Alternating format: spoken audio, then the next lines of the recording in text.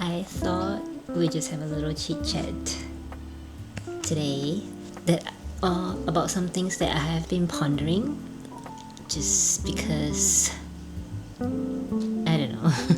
I was inspired by someone's Instagram post. It was of a guy, and he spoke about how he felt he never fitted in. He always thought that he needed to change himself to fit in, and that video struck a nerve in me and got me thinking a lot. So I thought we'd just talk a little bit about what my feelings on that, and what are my thoughts about it as well. So I'm just gonna do my calligraphy, scribble away while we have a chat, because I think my creative juices are more flowing, and I'm more free when I share while I'm writing. So growing up, I never felt that I fitted in. I think there's a lot of people who talks about not fitting in these days, and I think it's more common than what we thought it would be. I always felt like the odd one out. I always felt like I've never done anything right. As a kid, I always thought, why can't I get it right? Why do I always make mistake? Why do I have to question why? Like, that was the biggest thing for me when I was growing up. Like, I would always ask, why should we do this? Why should we do that? And mind you, growing up in Singapore, we are a very conformative society. Children in school are taught to conform more than creative thinking, critical thinking. Don't get me wrong, it's not bad, but it's not. I just don't feel like it is the most conducive environment to foster strong adults. Like, being able to think for yourself and question the things around you, I think is very important to cultivate. Anyways, I always felt like the odd one out because I'm the eldest in the family. I'm the oldest of 4 girls, and I have been bestowed the role of trying to set an example for my sister, just because I'm the oldest of the family, and it is better for me to set an example as to my sister, so that, in my mother's words, so that they have a good example to follow, and they don't turn bad just because I didn't set a good example. So in hindsight, it is a huge responsibility for a young little girl to just be the best and make the best choices, and not have any failure. So there was so much pressure on me growing up that I just didn't felt I wasn't free. I wasn't allowed to be myself. Like, I had to be someone else that I didn't ask to be. So thinking back, it was quite sad, because I didn't have a bad childhood. I still enjoy my childhood, but I obviously didn't fully enjoy like the essence of childhood, like being just a kid, being playful, allowing to make mistakes without the repercussions, that the responsibility I have on 3 younger siblings, and allowing the freedom to just hang out with my friends, but I can't because my mom work, and I have to take care of my 3 sisters, or I have to cook for them, or I have to take care of them and make sure they are looked after while my mom is at work. I am honored to do that, but I am also deprived of some kind of a playful youth.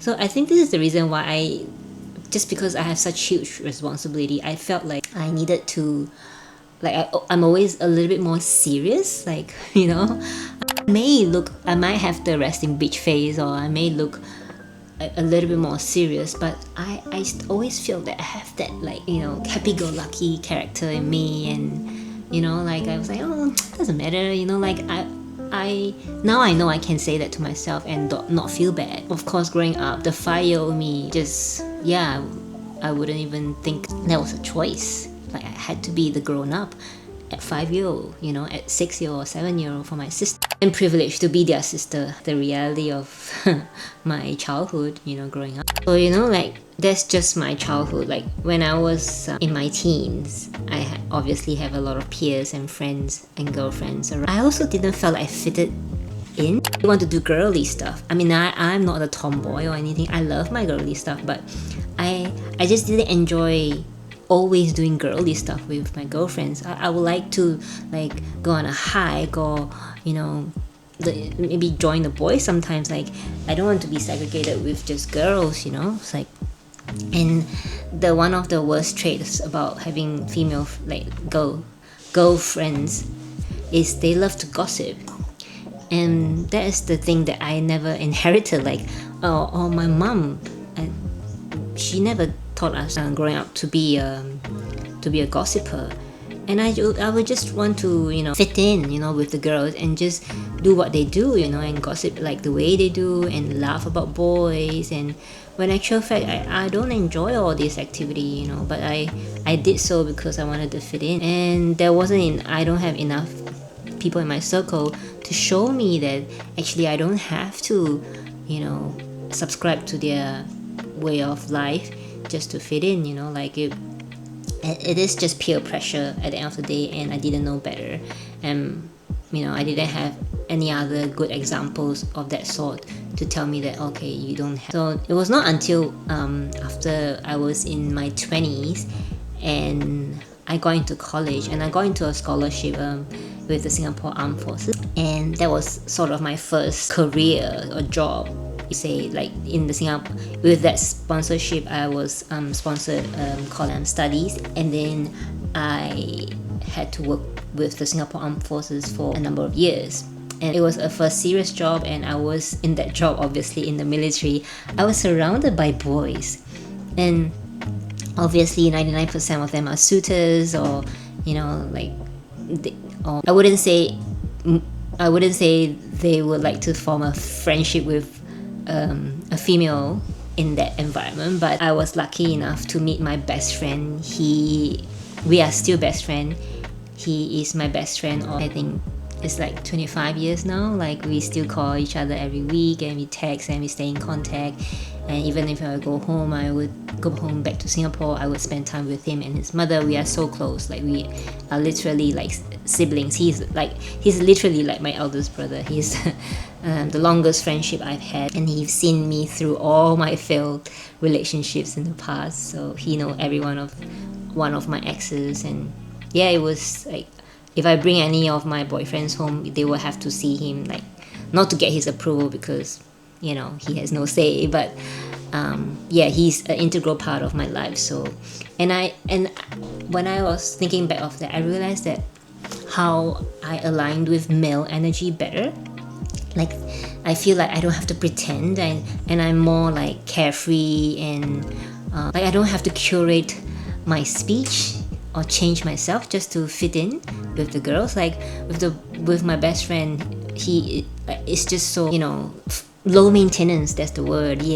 And he is very understanding, just as he is. But also with guys in general, I feel maybe because that it was meant to be, because my first job was in the army, and I got a good insight that actually I don't have to feel like I don't fit in. Actually my energy aligns with male energy better, and things like that. So yeah, it was quite peculiar that way. And then there was my first sign that I wasn't who I think I should be. I should just be myself. One of the biggest things that showed me that I truly was non-conformative is when I broke up with my ex-fiance back in Singapore. The first serious relationship that resulted in an engagement, and it was during my military time, and before I got into we were engaged. We loved each other, of course, but he is also my senior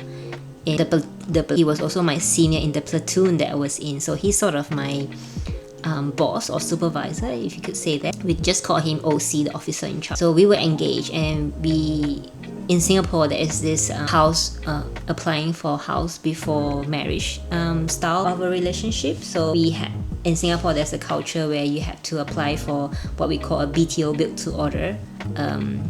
With HDB, it's like a apartment style flat. The practice is, if the couple are ready to get married, they first have to apply for the house first, and then get married after.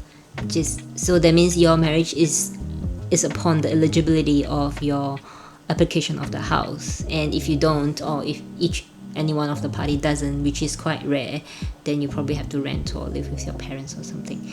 Totally reject that idea. I hated that idea. I hated that we need to find out that we are both eligible for the flat before marriage. Like the proposal usually come after, after the application, after your eligibility, and I think that's just a romance killer, and it shouldn't be. It is practical for relationships, I must say, but it is so unromantic. And now I know, back then I didn't know. Now I know I'm such a hopeless romantic that I think that it was an idea that I couldn't align with, I couldn't conform with. So I suffered a little bit, because while I didn't agree with it, I still went ahead with it. And after the engagement, I keep asking my parents or my friends. I was like, hey, how do you know if this is the right choice? Like, how do you know? Like, how do I know if he's the one? Like, I'm gonna spend the rest of my life with this person. Like, I was 25 back then. I still have no idea what's going on with my life, and like getting married and getting a house together sounds like a big deal, like a forever thing, and I wasn't ready for a forever thing. Yeah, and I had to call off the engagement. We have to relinquish the application of the house, and at the same time the application for Emirates came through, and I was invited to go to Dubai for the job, and I took that as a sign, that it was a sign for me that I made the right choice, because I was still asking, like, why am I throwing this away? Like, he is a good dude. He is a high flyer in the military, so I will be living the high life, luncheons and functions and charity balls and things like that, which most girls in Singapore would dream of. But I wasn't aligning with it. I just couldn't think. I just think that it was just the death of me to live that life. It sounded alluring, yes. And all my peers, my closest female friend was like, yeah, you're so lucky, you'll be living a good life, he's all set for life, there's no worries for his job, he can't lose his job, there's a good pay, it's prestigious, but it's not mine. I mean, I feel like I don't want somebody else's glory. I want my own achievement, and I want something that I can say I have no qualms about.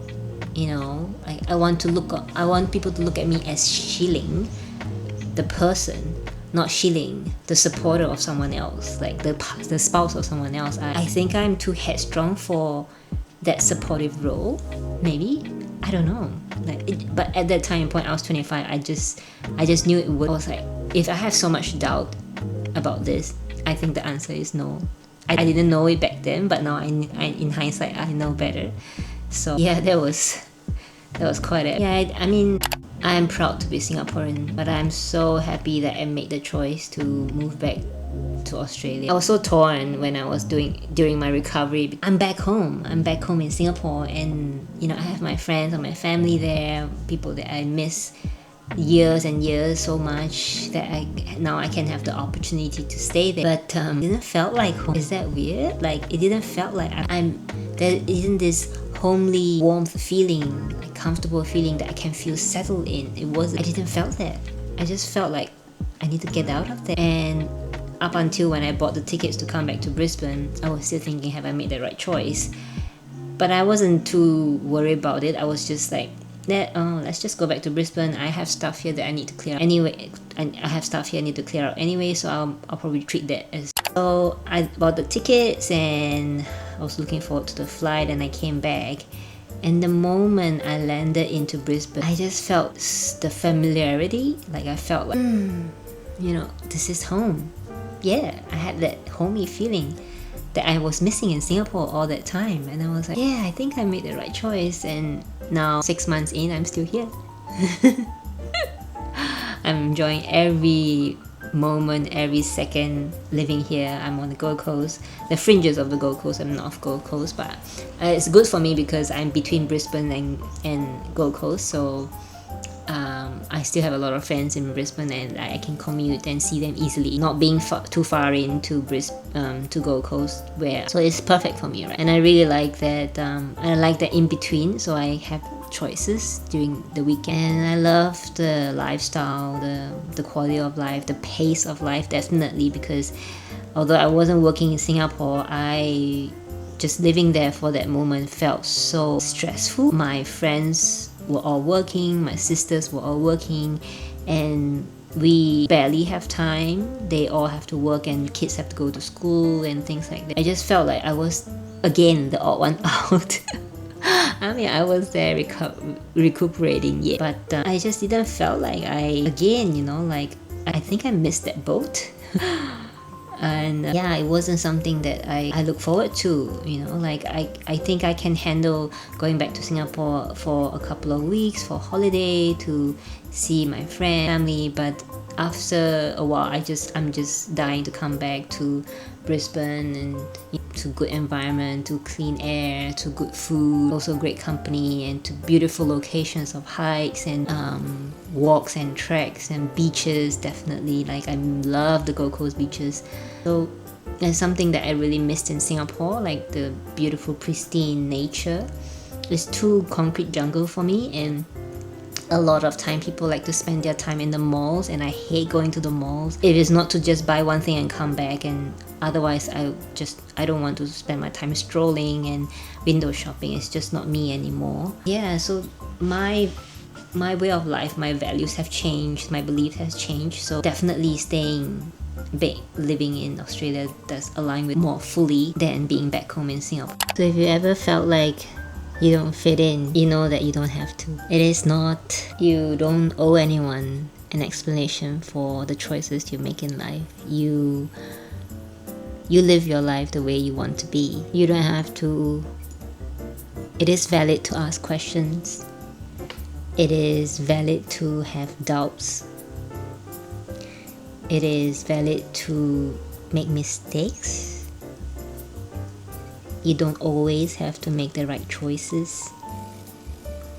You don't always have to know the right choices, because part of being a human being is experiential.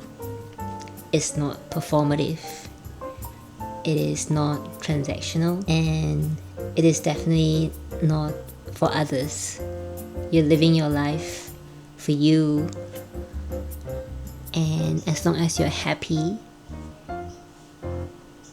it doesn't matter. You don't have to fit in. You don't have to try so hard.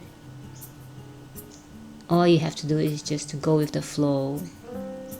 Trust your instincts. Trust that even when you make the wrong choices, it is okay. Because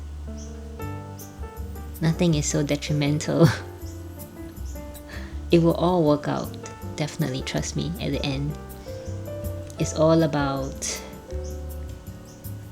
having that great experience. It's all about your sovereign self. It's all about believing in yourself. It's all about living life to the fullest. And you can only do so by experiencing every ounce of it, the good, the bad, the mishap, the doubts, the unknown, the ups and lows, the black and the white. It is life after all, isn't it? You can't just have the good. You have to know that sometimes the sky is so dark that you can't see anything. But whenever there's dark skies, you look forward to the clear day. And whenever it's too hot and too boiling, you look forward to some rainy day. Isn't it life? right? You can't just have one or the other dominating your life. You have to have all of it. So yeah, I mean, I hope you like this kind of little chit chat where I just talk freely without a script and just let my thoughts go, like run, and let my creativity flow. I think I prefer this kind of setup than a full-on script and just having to just read from what the script is. I mean, I did write it out in points so that I don't forget what to say, but I'm not one to write scripts. So yeah, so if you enjoy this video, please drop me a follow, a thumbs up, or a comment, please. I enjoy making this video so much. I enjoy talking to you guys and sharing my thoughts, and until the next one, see ya.